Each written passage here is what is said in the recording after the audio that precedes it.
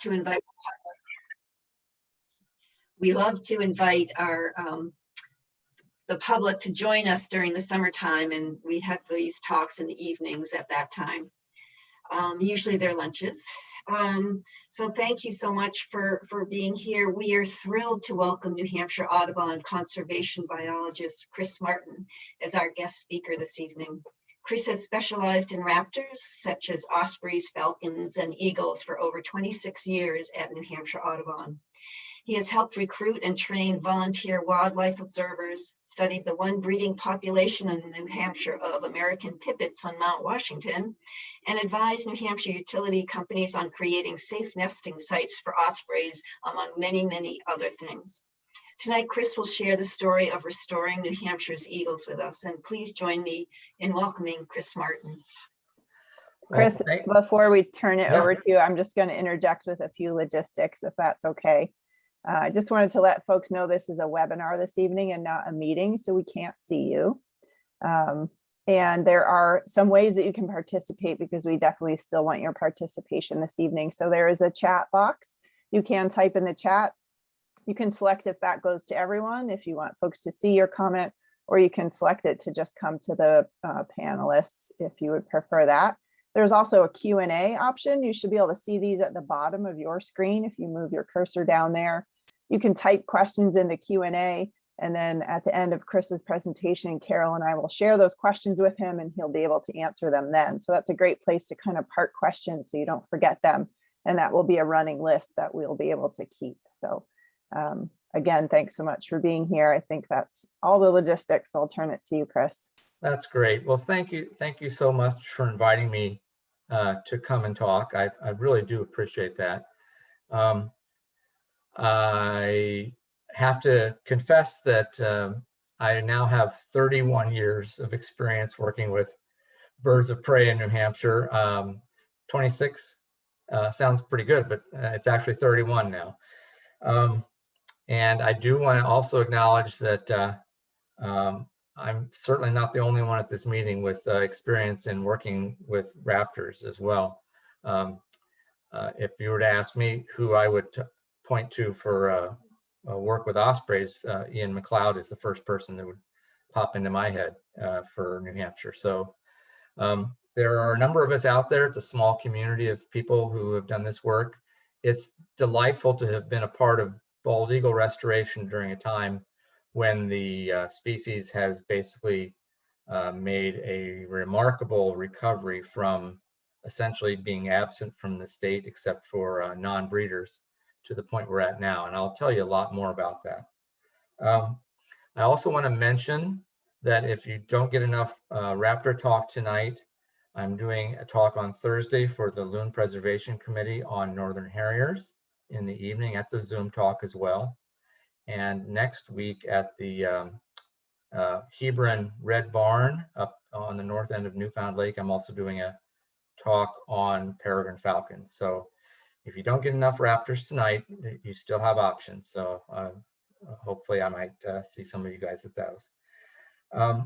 Also, most of the slides you're going to see tonight are actually not taken by myself, but taken by the volunteers who work on the program, the Eagle monitoring program for New Hampshire Audubon and for the state of New Hampshire Fish and Game Department. So I put the photographer's name on every slide if you're curious about individual slides or about the people who take these pictures. Wildlife photography has grown so much in the last few years with the advent of the sorts of cameras we're using now. People can do some really amazing things with images, and we get a lot of data out of the images that they take and send to us. So I appreciate all that work and all the folks that get involved in that. So we're going to talk about bald eagle recovery tonight, which is a great story to tell. It's got lots of positives, a few negatives, but we'll cover those as well. Bald eagles are the kind of animal that kids recognize when they're maybe 3 or 4 years old. They're easy to tell from other birds.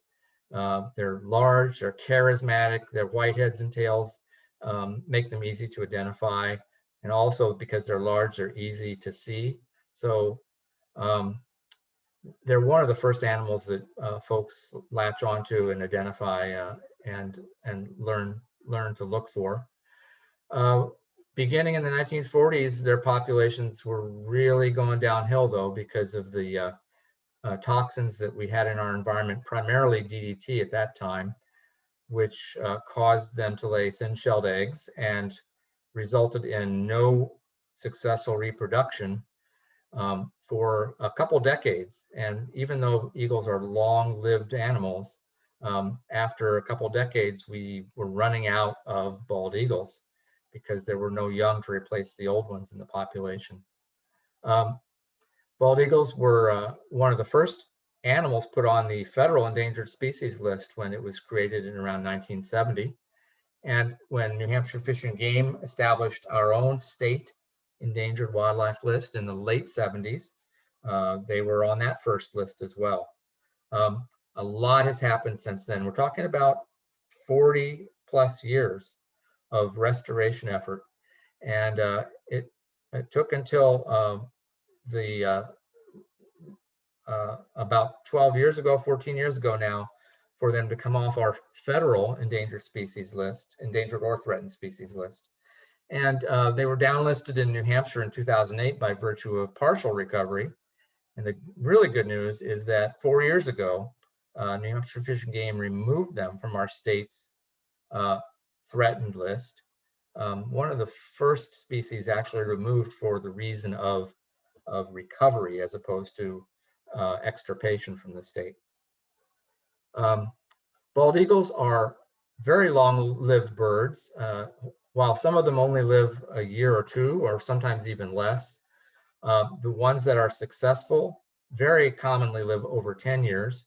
Some live 20 years, and the record that I'm aware of in the US, or actually for any bald eagle anywhere in North America, is 37 or 38 years. That was on a banded bird recovered in Minnesota a couple years ago.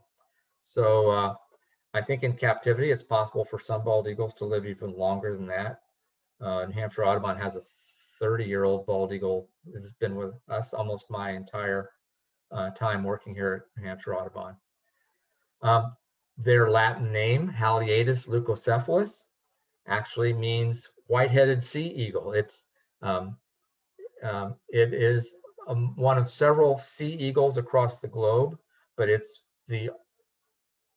only found in North America, this particular species. It's certainly not the biggest of this group of birds. There's a couple even larger birds than this with maybe an 8-foot wingspan or even more that live up in Siberia and a couple other places around the globe. But this bird is certainly one of New Hampshire and North America's larger birds. They are focused on aquatic systems. They don't live in the water. They're not really swimmers, although they can swim. But a lot of the food they eat is associated with aquatic systems. Oftentimes their nests are very closely associated with water bodies, whether that be the ocean, brackish water, lakes, rivers, all those things. They're focused on those aquatic systems. Bald eagles are in the state year-round. They don't mind winter in New Hampshire. In fact, they tend to gather together in winter in New Hampshire and feed on sources of food that they can find on the ice. Now, that means that in the lakes region, they're very happy when folks go out and catch fish off the ice and leave their scraps and leave their bologna sandwiches and leave whatever else they might happen to discard on the lake. Eagles will pick through that, as well as gulls will pick through that. And eagles will gather in groups around food sources. Sometimes the food is a deer that has fallen through the thin spot on the ice and died. Those carcasses will attract sometimes a dozen eagles to one spot, and they will jockey for food, sometimes picking up food that the coyotes have torn apart in the night. the eagles will clean up in the daytime. What's going on with my advance here? Something's just happened. I'm not going forward or backwards. Wow. If you click on it, do you see little arrows appear in the lower left corner that you can click? There you go. Yep, that's back. There should be a forward one down there somewhere. There you go. Interesting. Yep. I wonder why that started all of a sudden.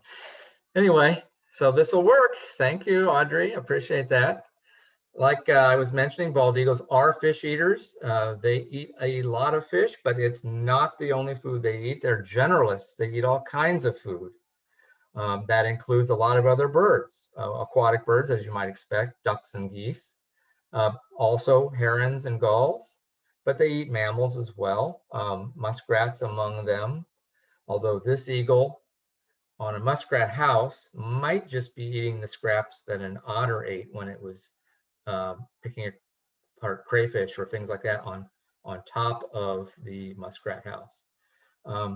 Any animal that is in and around the water might sooner or later become a food item for bald eagles. I've seen them catch turtles and then struggle mightily to figure out how to get into the turtle shell and eat the turtle. I've seen them drop turtles back in the water and show this sense of frustration as the turtle sinks to the bottom and they've lost that food. Bald eagles are also scavengers. In addition to hunting live prey, they do a lot of scavenging, and I'm going to get to that in just a second. I want to mention the fact that while many people identify an adult bald eagle quickly by its white head and tail, it takes them roughly 4 years to really get that pattern visible. They go through different plumages each year, and if you're practiced, you can tell the age of an eagle by the various changes in plumage. If I can show you here on this picture with my cursor, a young eagle, this picture is actually taken in April. So this is we're actually in spring, even though there's still ice. This is essentially a 1-year-old eagle hatched the previous April. It has an all dark beak and a dark eye and mostly brown body with some mottling on it. But the all dark beak and the dark eye tell you it's a 1-year-old. You look across at this one though, it's a little different. It has a slightly yellowing beak and a slightly yellow eye. That identifies this bird as a 2-year-old eagle. And oftentimes 2-year-olds have a lot more white scattered throughout their body, not in their head and tail necessarily, but throughout their body, their wings, their chest, their back, and there's a high degree of variability in them. Also, they tend to develop a little bit of white in the crown that makes them look like they have sort of an osprey face, a dark stripe through the eye and lighter above and below. So those are essentially 2-year-old birds, and you can tell them apart that way. When they're at this age, their plumage is highly variable. Some are mostly dark, some have an awful lot of light. This bird has a nearly white breast. The effect at this age is that they are well camouflaged. If you've got any birch trees in the background or different grays of different trees, they blend in quite well. And the immatures are really kind of hard to detect when they're perched on the shoreline, which is an advantage to them because they're still learning the ropes as an eagle. They're still trying to figure out where they fit in, and their camouflage is effective. Another thing that people confuse them with is golden eagles. And that's a challenge that I wanted to address here because when you see in the winter an eagle perched in a tree at 1,000 feet away, you might not be able to tell which type of eagle it is. This eagle happens to be a golden eagle, but good luck telling that from this distance without optical gear to enhance the view. course, if you got a view like this on a game cam of a golden eagle up close on a carcass, there really isn't any question. These golden eagles have a golden yellow mane on the back of their head, but they never have yellow beaks, adults or juveniles. And they have eyes that develop a golden or a golden brown hue, but never turn bright yellow. They also have legs that are fully feathered down to their toes, which isn't true of bald eagles. They have skin showing on their legs, and so their legs are yellow.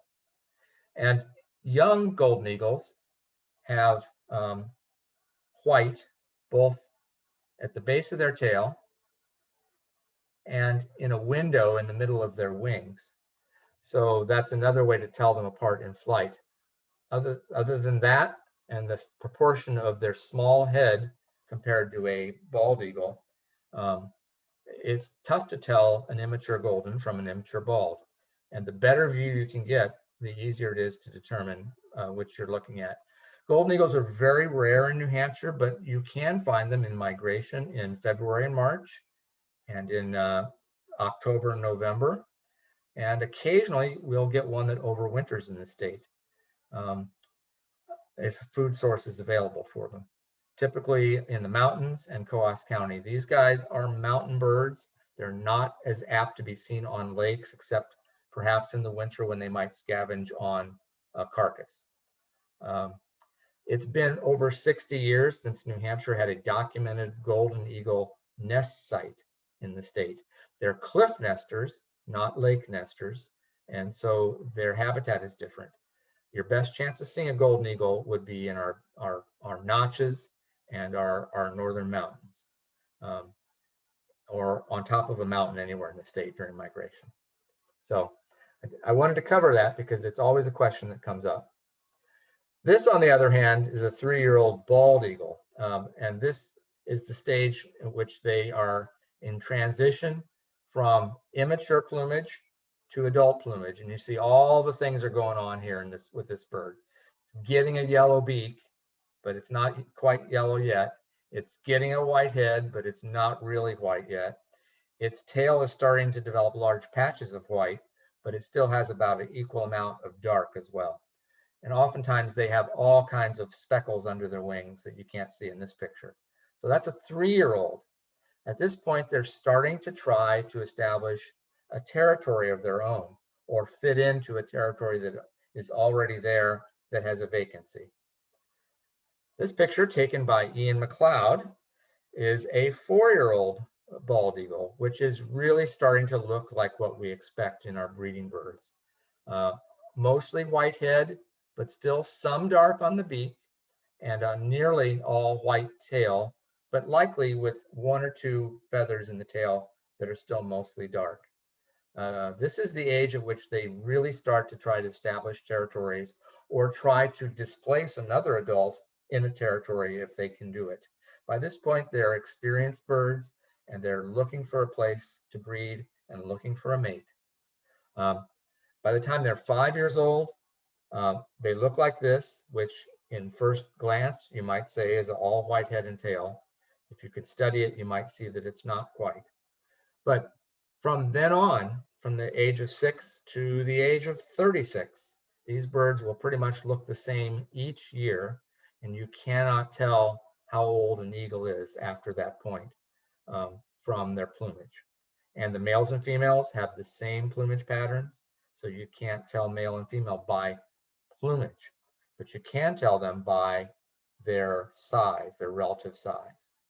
The other fish-eating raptor you're likely to see is not as big as a golden eagle, is the osprey.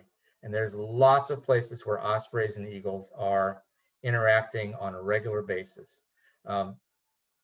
Eagles will follow ospreys when they're carrying food, and they will harass the ospreys, oftentimes to the point where the ospreys will make the decision to drop the food and fish another day rather than hold on to the food and be attacked by the eagle. once the eagles have dropped, or once the ospreys have dropped that food item, eagles will lose interest in the osprey immediately and follow that food down to the water or to the ground and pick it up and carry it off to their own nest or eat it themselves. The ospreys, on the other hand, then have to go back and catch another food item and hope to sneak back to their nest before the eagle finds them again. In trade for that, eagles, when they're on their nests, are oftentimes harassed by ospreys, which will dive bomb them regularly if the nest is exposed, as if the osprey could chase the eagle away, which I think I haven't seen that yet.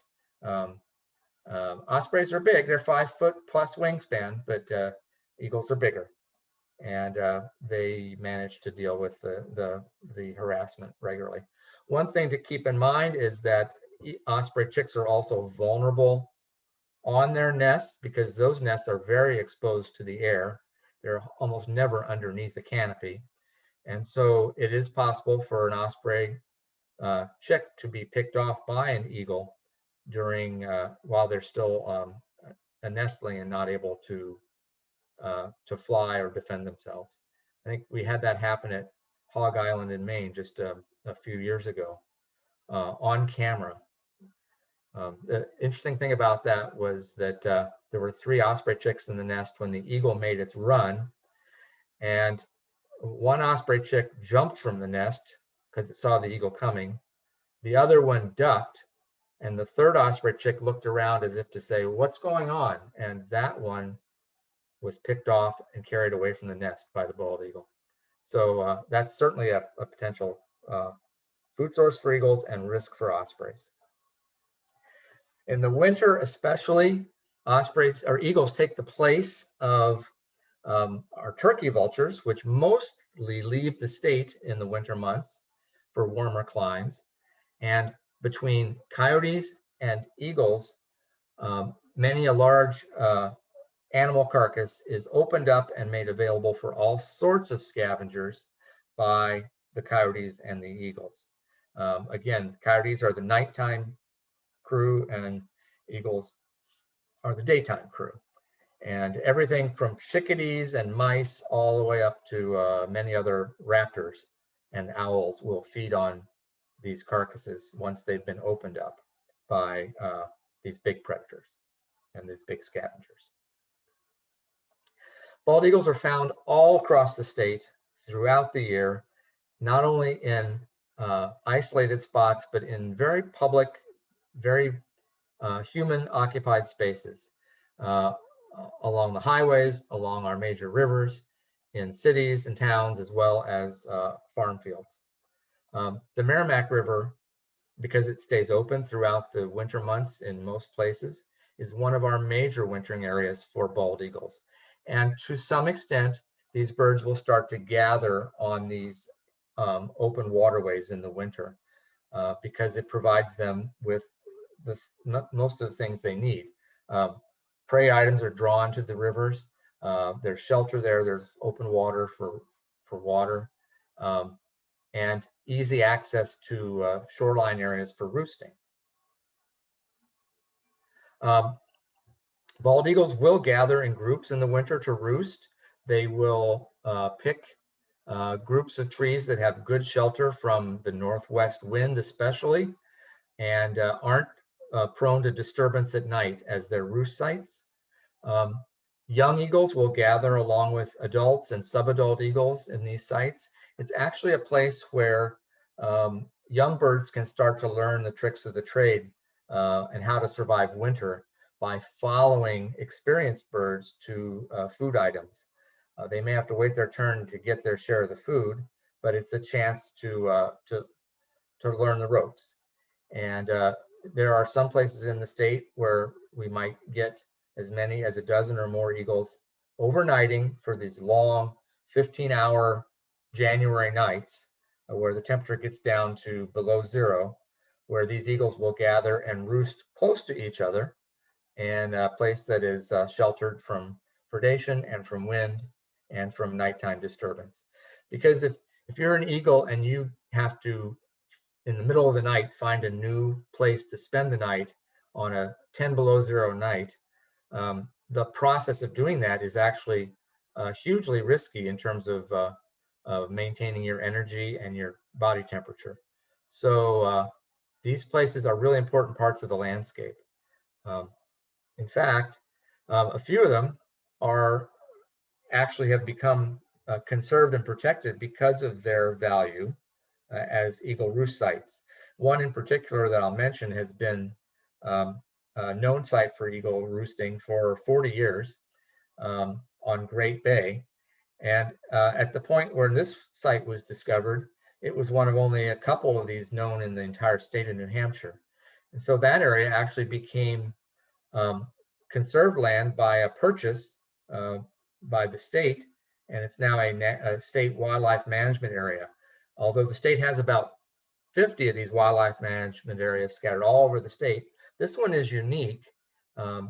Wilcox Point Wildlife Management Area is actually closed to public use for 4 months of the year, from December through the end of March, which is unlike any other of the state's wildlife management areas. And the reason for that is its tremendous importance as a overnight spot for bald eagles.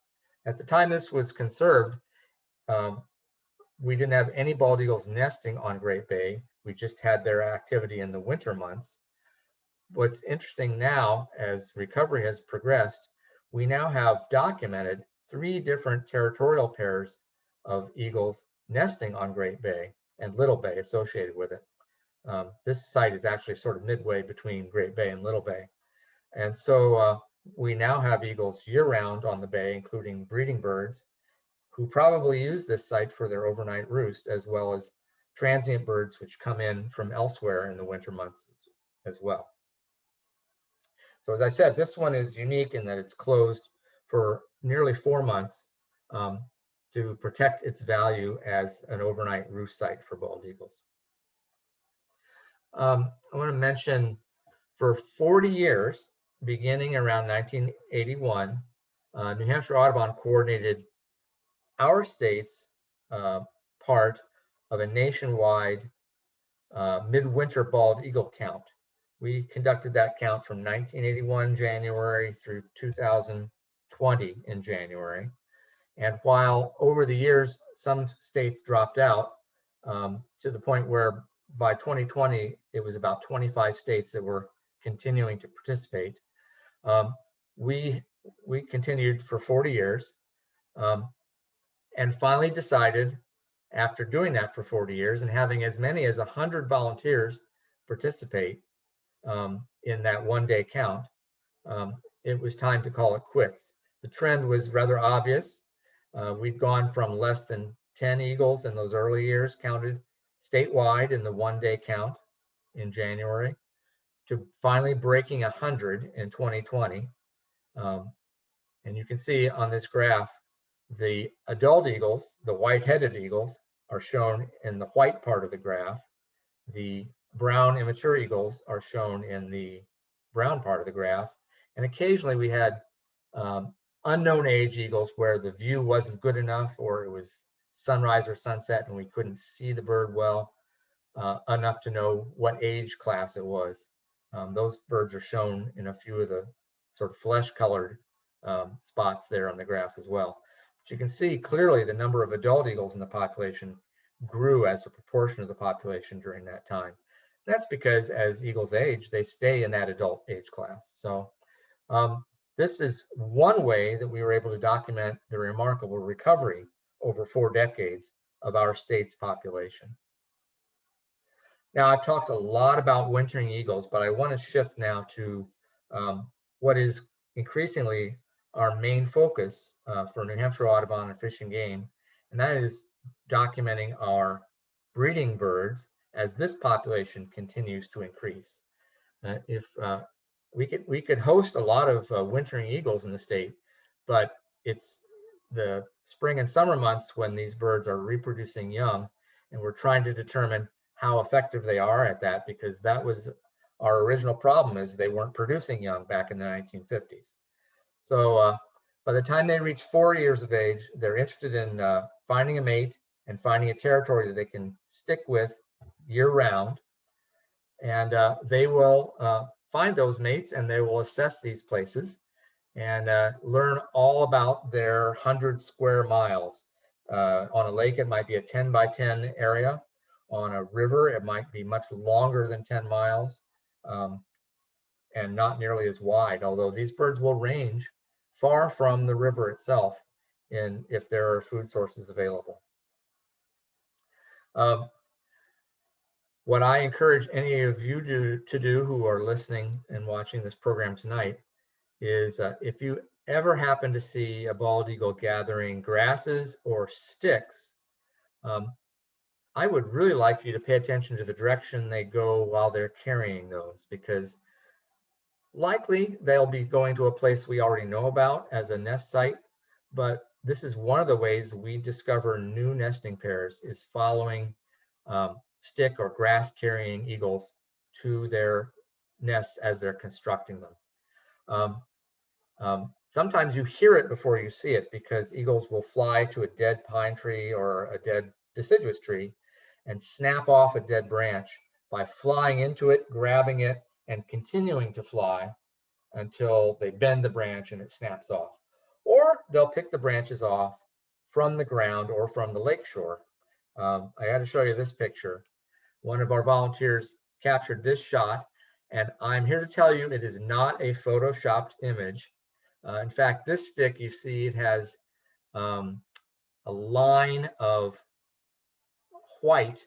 I can't get there it goes. Line of white along it, which indicates this stick was picked up off the ice or the snow, where the snow had melted and stuck to the bottom of that stick. This is probably a 15-foot long stick that somehow this eagle was able to pull off the beach. From the photographer, I'm told that this bird did not manage to get this stick all the way to the nest before he dropped it. But they do carry 6-foot sticks on a regular basis, and they'll incorporate those into their nests. I just am astounded by this picture and how fortunate Libby Corbin was to be there to see this when it happened. That might be a familiar nest to some of you who are watching this, if you spend time and have spent time on Squam Lake. This is the Squam Lake eagle nest from a number of years ago when it was on Little Loon Island, a site that they used for many years, actually. But a lot has happened since then, and they've moved on to other sites. They construct their nest in oftentimes on islands, mostly in pine trees, although in New Hampshire, cottonwood trees are also a suitable site in areas along our rivers where cottonwood trees are abundant. They don't use our silver maples, because the silver maples don't have the support they need. Occasionally you might find one in an oak tree, but white pines are the preferred ones, and especially pines that have damaged crowns where the branches fork out, and they have a good place to put the nest. Like I said, shorelines and islands are their preferred site. They do maintenance on nests year round. And interestingly, the more we track our birds, the more we find that our eagles have more than one nest in the works. One that is their primary nest, and oftentimes one they maintain to a lesser degree, but they're using it as insurance for the unfortunate event where a nest tree might fall over in a winter storm just as they're getting ready to lay eggs. If they have a second nest on territory that's mostly ready to go, they have a place to put those eggs. And we do see them shift from one nest to the other, from one year to the other, with some frequency. I know of at least one pair that has had at least 4 or 5 nest trees over the course of 20 years. Doesn't necessarily mean they're very successful that way, but they tried multiple trees trying to find the perfect one. Some of these sites, as I said, are in beautiful, seemingly wilderness areas with a presidential view in the background. Others are right over the camps on the shoreline. This site on Province Lake is literally over the place where the folks park their car. And those eagles and those baby eagles are visible when they sit on their back porch. And when those baby eagles start to poop, the house gets it. And I suspect that the back porch may not be a popular place during the eagle fledging time because of that.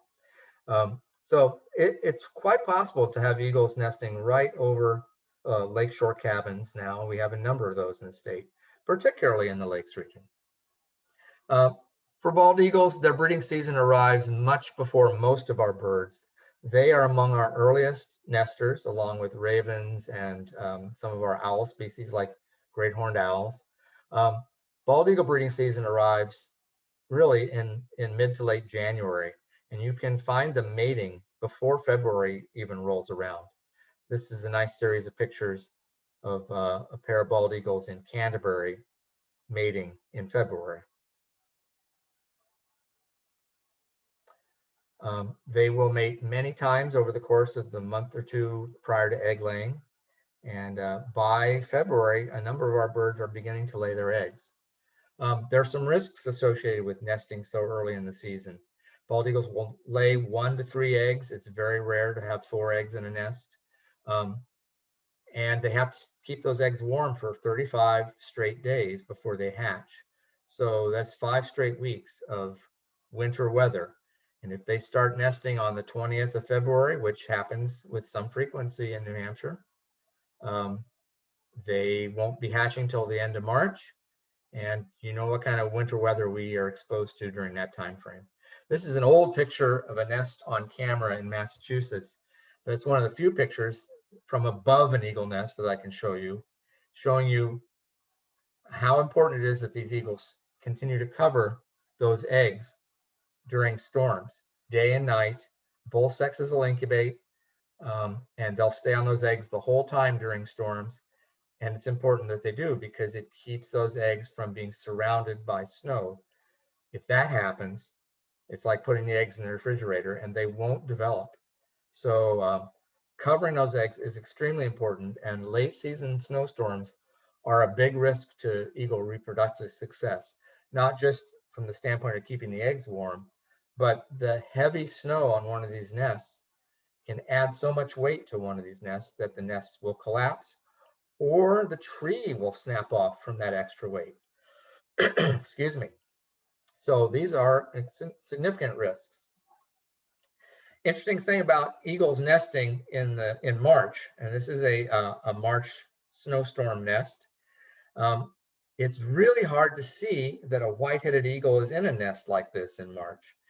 And you have to look really carefully if you want to determine whether that nest is active or not. You certainly can't tell by the fact there's snow on it. The whitehead is there, the eagle's in there, but good luck seeing it. They are masters at hiding at this point because they don't want anybody to know they have eggs in that nest, particularly predators. Even interestingly, the whitehead is even hard to detect against a bright white blue sky once the snow is gone. It really blends in with a milky white sky background, and especially if there's any kind of branches to cause interference. But as you can see, that eagle is definitely keeping an eye on the photographer in this picture. Look at that eye.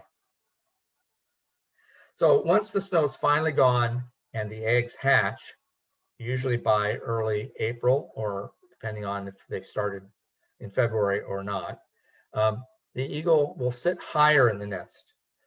Its back will be more obvious, its tail will be more visible, and the head will be held higher because they have tiny chicks right underneath their chest that need a little more air, and so they're breathing, and the bird sits back in the nest further and higher, which means that it's easier to detect. They also shift around a lot more once those chicks hatch because they're squirming around.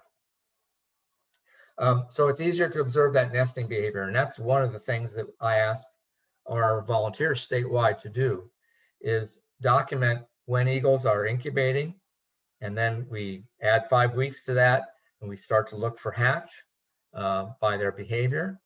And some of our nests we get to visit later on when the chicks have reached 6 to 8 weeks, but we aren't doing much actual climbing to nests anymore because we have so many nests to track, and actual visits to the nests take up so much time for each visit. If we do get to go to those, we're able to examine the chicks and see how healthy they are. This stage, when the chicks are maybe 5 to 7 to 8 weeks, is the right time to do that. And by that time, the chicks are usually visible in the nests as well. I'm going to look at several things here. For the first week, 10 days, or maybe even 2 weeks, the adults have to stay on those babies, not only because they don't thermoregulate until they're a week or two old, but because in a nest with 3 chicks, there might be a week of difference between when they hatch, from the first chick to the last chick. So an adult eagle might be incubating an egg while keeping tiny chicks warm as well. It takes these young eagles 11 to 12 weeks after hatch until they can first fly. So they are in the nest for a long time. These guys are probably 6 weeks old in this photo. These guys are probably about 8 or 9 weeks old in this photo. And at that point, they really start exercising and climbing out on the branches. For a couple weeks, these young eagles will start to exercise their wings, to start to build muscle strength, to start to figure out how to gain lift. And they'll do what's called helicoptering. And they'll actually flap and flap and flap while holding on to the branch or the nest. But then they'll start letting go while they're flapping and actually begin to hover over the nest. In fact, some young eagles' first flights occur when they are hovering over a nest and a gust of wind comes along, and they come down in a separate spot than where they first took off from. So they really intended just to go up and down, but in fact they go up and over and down and end up coming down where there is no nest, and then that becomes their first flight. Occasionally we have young eagles that actually fall out of nests in the scramble for food or for other causes, and end up spending several weeks on the ground or on a lower tree branch before they can fly. We had a nest at Squam Lake that had an 8-week-old eagle fall out of the nest and disappear until we discovered it at about 11 weeks of age, when it ended up back in the nest.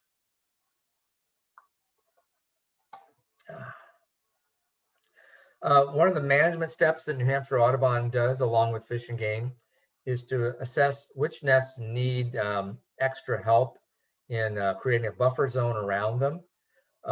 There are usually very few nests that require this step. We do post signage around some nests to create buffer zones, but the nest on Squam Lake years ago was on a very narrow island, and it would be surrounded on weekends by boats, folks that wanted to bring their grandkids to see one of only 20 eagle nests in the state, or even less at that point. And that nest received a lot of pressure. So we would establish a buffer zone with floating buoys like these. The challenge is these things need to be maintained and kept on site, and during storms are prone to moving. So it's not a trivial choice to use an item like this.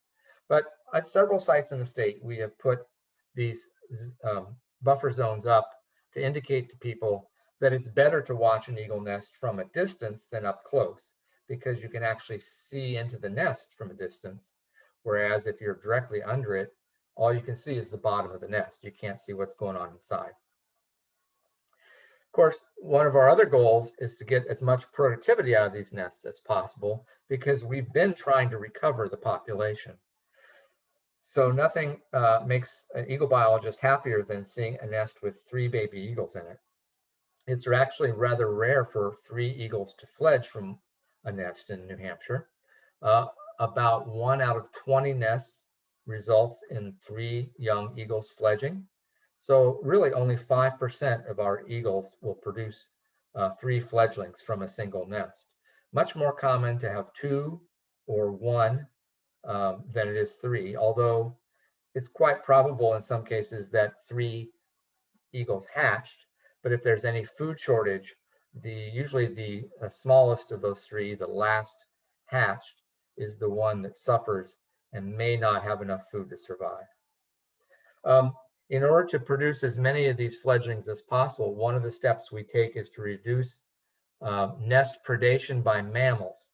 We haven't developed a good predator guard for aerial predators, but we do know how to increase the odds against tree climbing mammals like fishers or raccoons, or even potentially bears that might climb up these trees to get to the fish and to the eggs and to the young eaglets. We'll put sheet metal predator guards on nests like this one on the Connecticut River with now retired eagle biologist John Buck from the state of Vermont. This nest actually happens to be in Vermont with New Hampshire in the background on the other side of the Connecticut River. We'll wrap these sheet metal guards on these trees, something that we did first with ospreys back in the early 80s, and we've adapted that for eagles as well. If the site is a really visible site, we might spray paint these with various colors of brown paint to make them less obvious and less reflective of the sun. And these predator guards, when they're installed properly, actually blend into the woods quite well and oftentimes go unnoticed by most people while they're on the nest tree. Again, the idea is to keep those tree climbing mammals from getting up the tree in the first place.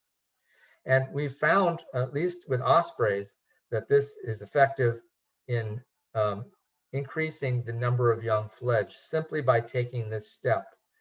No other variable involved that we're aware of, that we're measuring.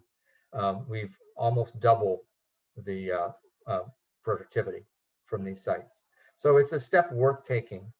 And we continue to do that in a number of cases in the state. One other thing that we have done over the years is try to get ID bands on eagle chicks. We do that now mostly with rehabilitated birds or birds that fall out of nests. But for many years, we were working with a group called Biodiversity Research Institute out of Maine to climb trees and put young eagles in duffel bags, lower them to the ground, and put ID bands on them there. These young eagles are really quite cooperative with that process. They've never encountered a human before. They react by lying down quietly and trying to become invisible, which of course doesn't work. They make a trip to the ground and they get their ID jewelry there on the ground and then are sent back up into the tree again. I found that if you let the birds sit there quietly on the ground, they behave as if they're in the nest. They don't try to get away. If you restrain them, they do try to get away. So it's better just to let them sit there while you examine them and put on the jewelry. We get some data measurements from these birds. We have to assess their ages because they're growing so fast. Your measurements are all relative based on the age of the bird.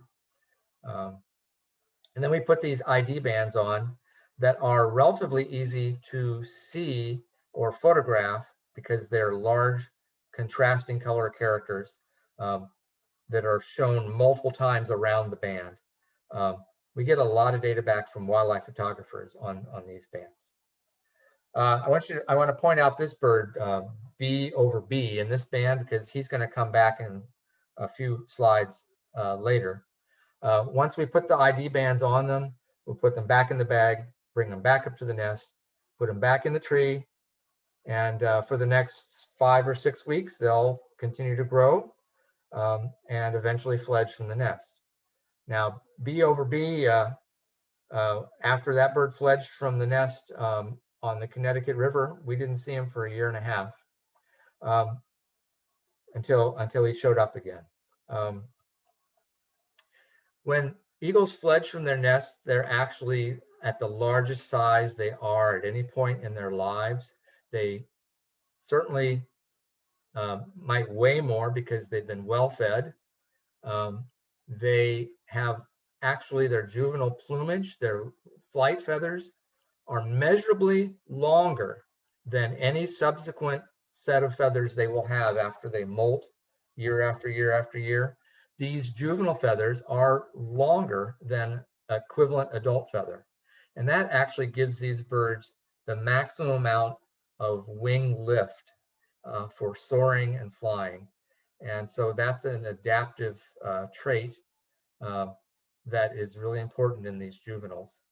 They're not good flyers at first. It's a lot of work. This guy actually looks like he's concentrating very hard on his flight.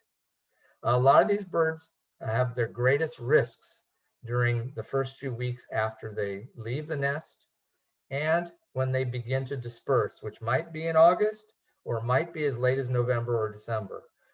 They'll leave the territory, they'll leave the assistance that they get from their parents, which parents will still provide food to these young in August and September and sometimes even into October, while the young increase their hunting skills. But once they leave that territory, they're on their own. Although they might try to mooch from a neighboring territory if they run into a territory. It's not necessarily a guarantee that they'll get a good reception. But these young birds have a lot of things to learn in their first year.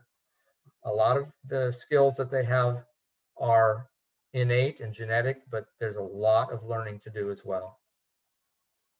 Here's BB, 18 months after we put the bands on that bird. This guy showed up in Lake George in eastern New York, and a photographer over there who I'd never met before sent us this photo of him with his leg bands. Again, these highly contrasting colored bands make good targets for getting IDs on these young birds. I have to say though, this BB has never been seen again since he was 18 months old. Although he might be breeding out there as a 6-year-old eagle now, we have not seen him yet. I keep crossing my fingers that someday someone will come in with a picture of him feeding his own young. It certainly could happen. It sometimes takes many years to get this information back. In Orford, New Hampshire, I received this picture of a gold-banded eagle, which when you blow up the picture, tells us who that bird was. Gold bands were used in Massachusetts for many years, but this gold-banded bird was banded in New Hampshire, in Hinsdale, New Hampshire, when a crew from Massachusetts actually came up the Connecticut River by boat to do this work back in the mid-2000s. My point here is that if you are taking pictures of wildlife and taking pictures of eagles, please, please, please take large size files, ones that are maybe even a full megabyte in size, not a small file, a big file that we can blow up and still see detail, because there's a lot of information which could potentially be gained from those pictures. So I encourage you to set your camera on large size files, because doing that, we can get pictures of eagles, even in flight, that can give us IDs, like this red-banded bird from the state of Maine with 3 over U on his band. Again, a bird in flight, a picture of that, it's incredible to get that kind of information. And I'm so grateful to the several dozen photographers that we work with now in New Hampshire. So our team of cooperators is a big one. It involves federal and state agencies like the U.S. Fish and Wildlife Service and Fish and Game. It involves lots and lots of volunteers. Other groups like biodiversity. It involves landowners. Half of our eagle nests are on private property, not on federal or state land. Involves the managers that manage those lands, in the case of timber companies or folks like that. Lots of different research labs get involved in our analysis of eggs and blood samples. Funders like the National Fish and Wildlife Foundation. a group that is no longer active in the state because they have sold their holdings. TransCanada was a major supporter of us about 10 years ago. And other foundations that are willing to get involved in this work. Our fish and game partners fund Audubon to some extent for some of the work, but it's not enough to cover what we have to do statewide. So we're always looking for sources of funds and colleagues to collaborate with. Now I have a little information I want to share with you before we wrap up here. I know it's getting late. I've got a graph to show you too, but let's talk about our trends.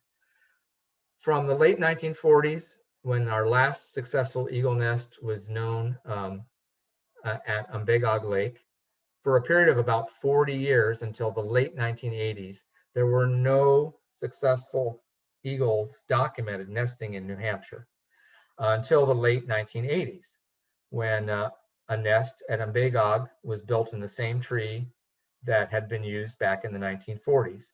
And for 10 years, that was the only known bald eagle nest in the state of New Hampshire. And if it had been built a mile further east, it would have been in the state of Maine. We would have had none. So that was the case in the late 80s and early 90s. Now, this year, unless some new information comes in the door in the next few weeks, we're going to be at 80 territorial pairs of eagles. These are 80 essentially pairs that are trying to breed. We know of 66 active nests in the state. Those are nests that had evidence of egg laying this year. And 52 of those nests were successful in producing at least one young. A total of 80 young so far have been documented fledged from New Hampshire this year. It's interesting, for 2 years in a row, we've had the same number of territorial pairs as we've had the number of young, which averages out to one young per territorial pair on average. It's for these reasons that we've been able to take this bird off the state threatened list in March of 2018.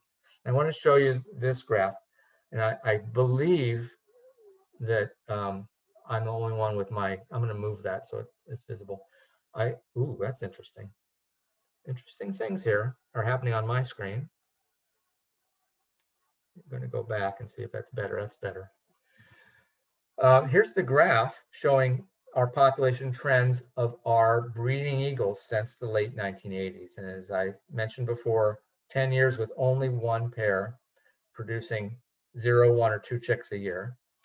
And then our population caught hold and we begin to see the population growing. The blue line is the number of territorial pairs, and you can see how that's gone up very steadily over the years. And the green is the number of young produced, and that's varied quite a bit. We have some years where we have a lot of young, some years with lesser numbers of young. And here in the last 2 years, we've had the same number of young as territorial pairs. And the other line is the number of nests where we know we had at least egg laying going on. Now, the thing about this is it's been doubling about every 6 years. For more than 20 years now, the population has been doubling every 6 years, which means that if you extrapolate out in 2017 or 2027, we could have twice as many territorial eagles as we have now. That would be 150 plus territorial eagles. Is that going to happen? Not really sure. I'm starting to think that I see a hint that this line is beginning to flatten out on all these graphs. It's too early to say that with any certainty, but it appears, especially in the red active nest line, that we may be starting to see that population flatten out, which stands to reason that there might not be as many active nests if there's more competition. We'll have to see what the next few years bring. But that's why we track things like this, is so we can make predictions. We're certainly going to get to 100 territorial pairs of eagles in the state over the next several years. I'm willing to make that prediction. Now, this map is a couple years old, but the point isn't the specifics, it's the patterns. The triangles are nests in New Hampshire. The blue circles are nests just outside of our state lines, either in Maine or in Vermont. You see the Connecticut River is loaded with bald eagle nesting pairs now. Half of them nesting in Vermont, half of them nesting in New Hampshire, but all sharing that river as their resource. You see our lakes region is loaded now with more than a dozen pairs of bald eagles. The Big Lake has got an eagle about every 3 miles now as you go around the lake. Ian's been doing some work with that, looking at the consecutive circles of eagle nests. It's just interesting. The only place in the state where we have an absence of nesting bald eagles now is that zone up in the White Mountains, which is mountainous, not filled with lakes, and is not as good a breeding habitat as the rest of the state is. So really interesting to see how this is filling out in the state. Remember, 30 years ago, we had 1 nesting pair. This is remarkable. And now the birds are delisted. I want to talk just about a couple more things before we break up, and I realize time is passing. I'm sorry about that. Hope you're enjoying this. We now have problem eagles. We have eagles who are taking over osprey nests.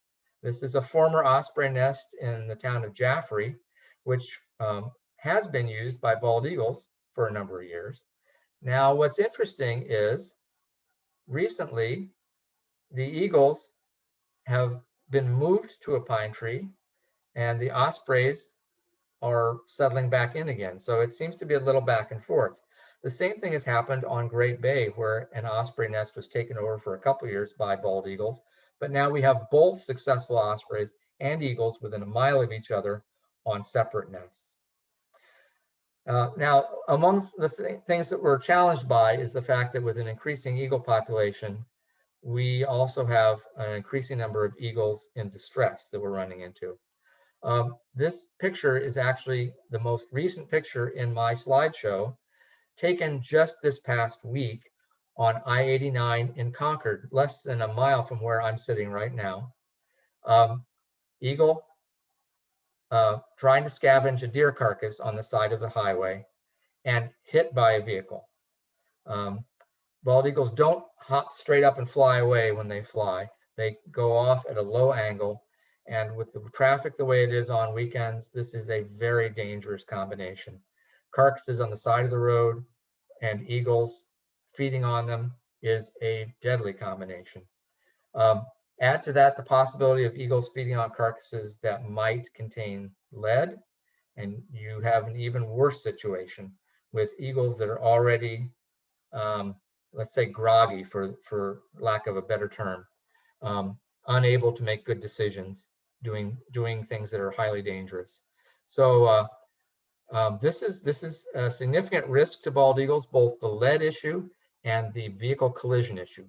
And our population may be at the point where it's being limited to some degree or held down to some degree by this mortality. And it's a serious issue that that we have to consider when we look at our population and its success. We're fortunate in New Hampshire to have an experienced wildlife raptor rehabilitator, Maria Colby, at the wings of the Dawn Rehab Center in Henniker, who I've collaborated with for 35 years. She's been at this for 40 years now. And we are fortunately successful in rehabbing a number of birds which have minor injuries and getting them back to the wild. Here's an example from last year, really quick, of a recovered young eagle being released back where it came from at its nest site while its parents are still around and still interested in taking care of young birds. Bring it down to the shoreline, let it go, flies right back to its nesting island. Everyone's happy about that. We put an ID band on the bird, so hopefully in the future, whether it gets in trouble or succeeds, we'll be able to confirm that information by its leg band. Another eagle we released last year from Massasecum Lake in Bradford actually was seen this February and identified by its band C/E in Connecticut. So that bird made it through the winter and was almost approaching its return trip to northern New England. We haven't heard from it since, but I'm hopeful for this bird. We have a number of new territories this year. I tallied up 11 new territorial pairs in 2021 across the state, from Success Pond in Coas County to this pair in Rollinsford down near Dover and the coast, to pairs in the western part of the state. Some of these birds are just hanging around and are territorial, but haven't yet tried to breed that we can determine.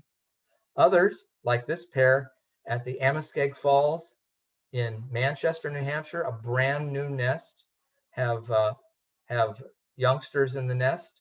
And others, like this pair on the Connecticut River just over the border in Bellows Falls, Vermont, a brand new nest, successful with fledglings. It's they're all over the map. They're every place now. And the fact that we have 11 new territories this year is the most we've ever documented in 1 year.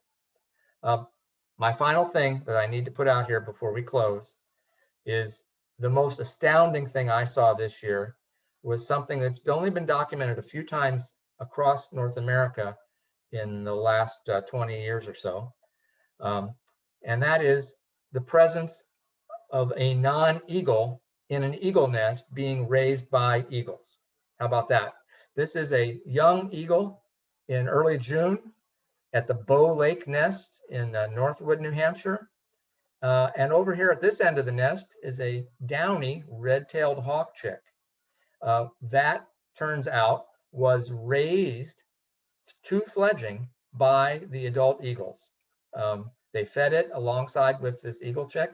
The interesting thing is it appeared in the nest when it was already this size. Nobody saw it when it was smaller than that, and there was no evidence that it was there. So likely it was delivered to the nest as a living food item by one of the adult eagles, probably the male.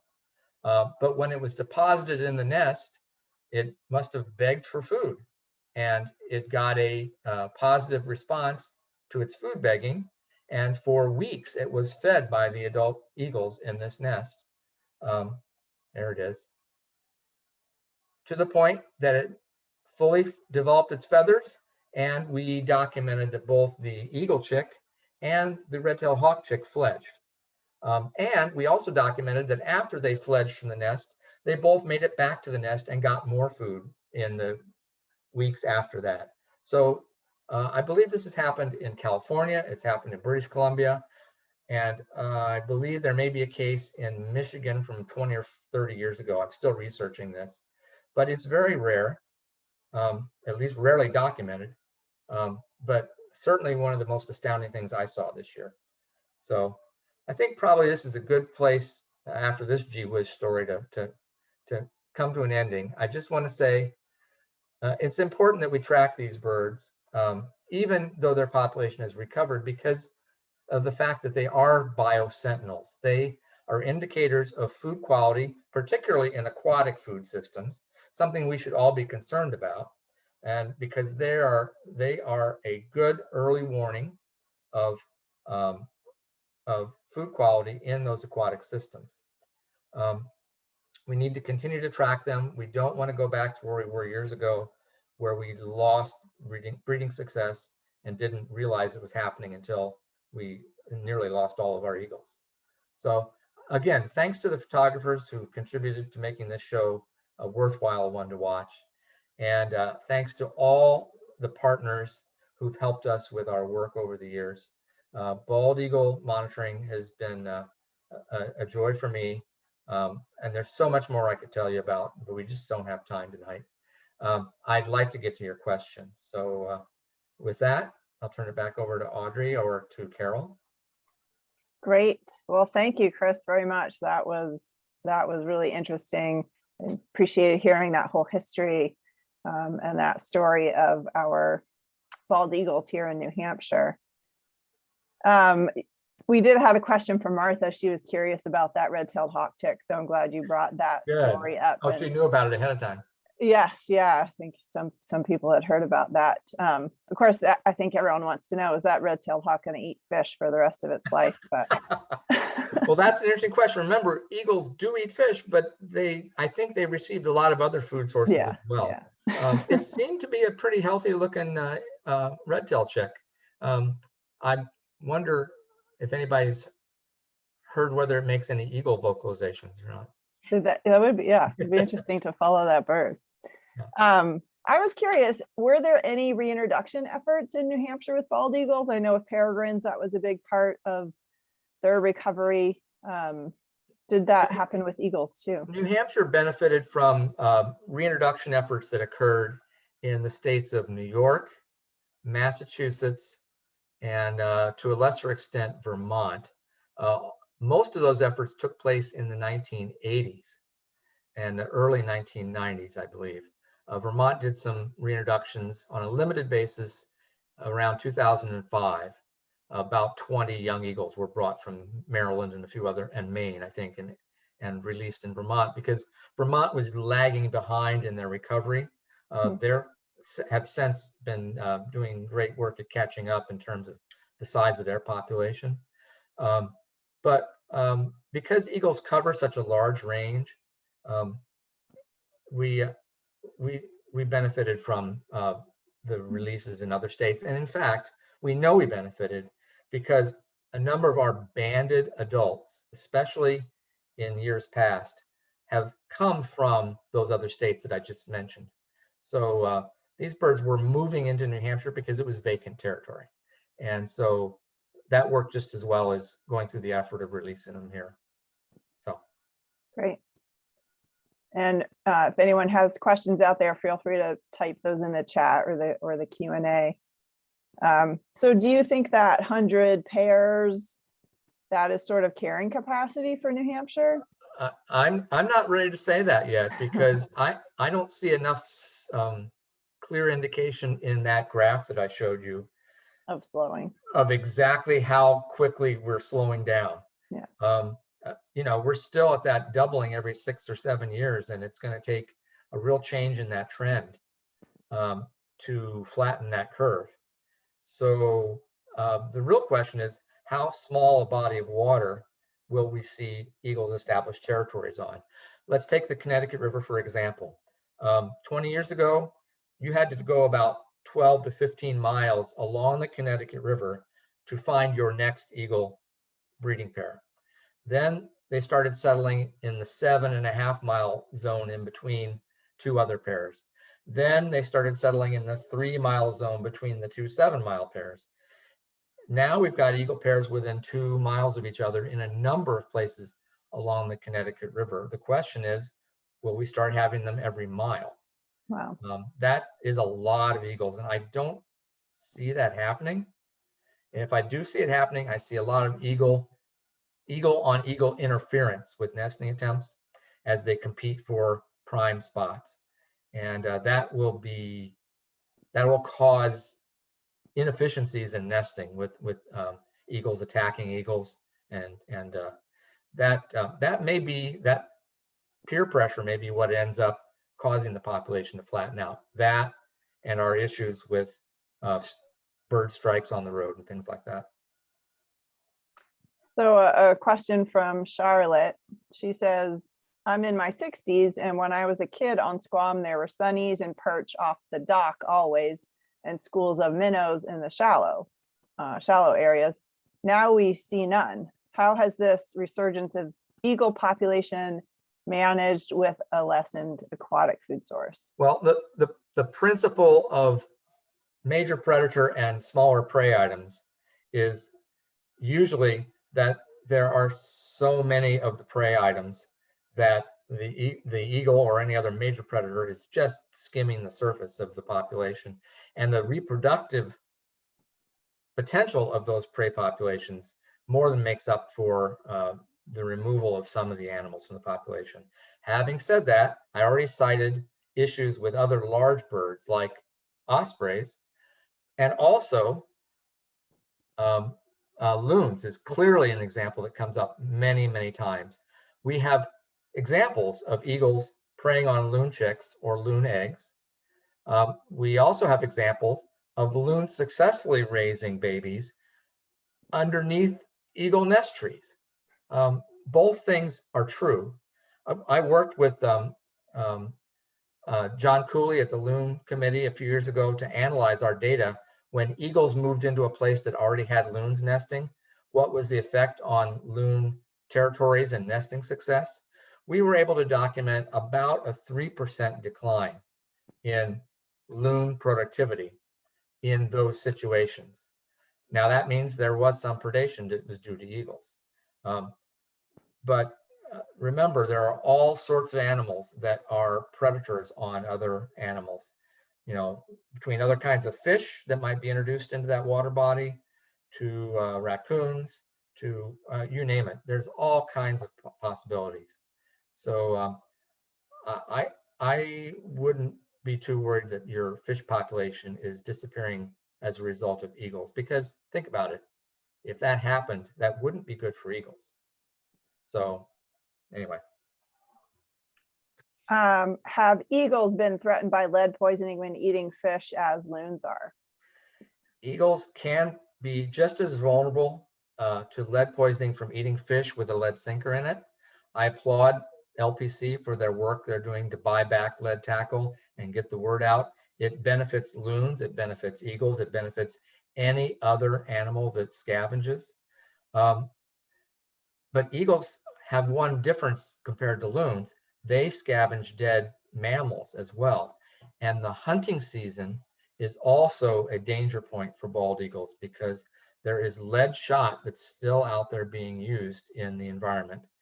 And lead that seeps into the muscle mass of animals can also poison them secondarily. You don't have to just eat the lead item. You can eat lead tainted meat. And that is also a potential source of mortality or behavioral change to eagles. Anthony was curious about the female that was found killed on Lake Wickloss. Do you have any information on that?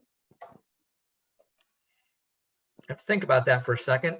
Can Anthony tell us if that was this year?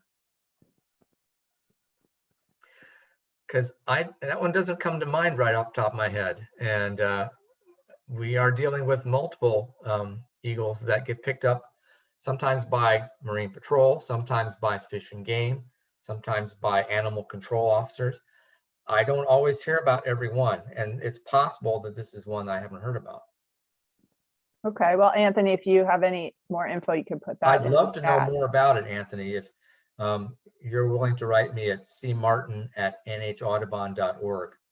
I would love to learn more about that case.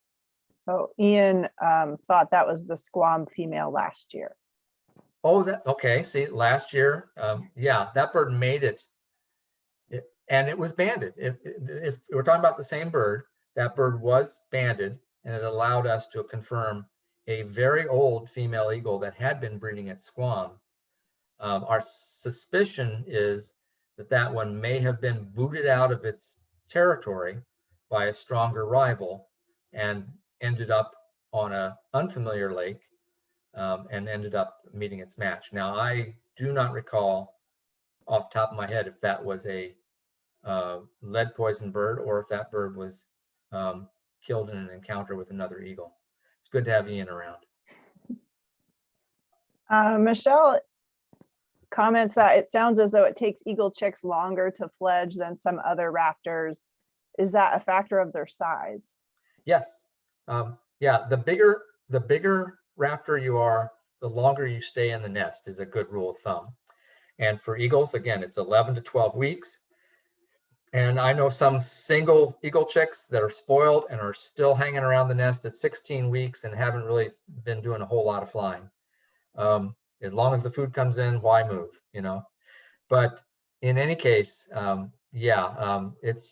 about it. If you're mating in late January, laying eggs in late February or early March, hatching in April, and not fledging young till middle of July, you've invested 6 months of your calendar year in raising 1, 2, or 3 chicks. They put a huge amount of investment in each of these baby eagles, and they equip them with an awful lot of knowledge in that time and skill, and they provide them with a lot of strength in by feeding them up till the point where they're ready to go. But there's still a lot of risks in that next 6 months for most of these young eagles. Ian did clarify that that eagle died from a fight, not from lead. Okay, all right. Well, it's one looks like one more question maybe here. Yeah.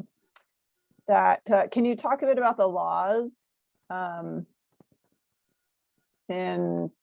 maybe the laws that are protecting eagles due to the population increase? I don't know. I'm not exactly clear what Robert was asking, but what laws are protecting these birds currently? There are federal and state laws that protect eagles. The federal Bald and Golden Eagle Protection Act is one specific eagle law passed by the federal government many years ago. My lights just went off here. Interesting. Oh, it's because I've sat motionless for so long. Anyway, yeah, see? So the Bald and Golden Eagle Protection Act is one. The Migratory Bird Treaty Act certainly applies to bald eagles. That's a federal law protecting all migratory birds from harm of many types, harassment. There's a number of different things on that in that law. States, including New Hampshire, have laws that mirror some of these federal laws. Basically, the Migratory Bird Treaty Act covers most everything when it comes to protecting nest sites. It's illegal to cut down a tree with a bald eagle nest in it, particularly if it's an active nest with eggs or young, but I believe at any time. The challenge with these laws is the violation has to be reported and acted upon. And though it's not a given that just because someone harms a bird, someone else is going to know about it. So it's important to get involved if you have a concern. And if you know of a situation, contact a conservation officer for Fish and Game, or if you don't want to do that, contact New Hampshire Audubon, and we'll make sure the word gets passed along. It's a group effort for protecting all wildlife, including eagles. Operation Game Thief is another Fish and Game sponsored program. You could contact them as well. Thank you. Well, I want to thank you, Chris, so much for taking the time. This was a wonderful presentation filled with great information. So thank you for that. Happy to be involved. Thank you so much for inviting me. And I also want to thank everyone who joined us this evening. We will have this recording available for at the most 2 weeks. And after that, we will be taking this down. So if you know somebody that was not able to join us tonight, who's interested, let them know to please contact us for the recording information within the next 2 weeks. Again, thank you all and have a wonderful evening. Thank you, everyone. Thanks, Chris.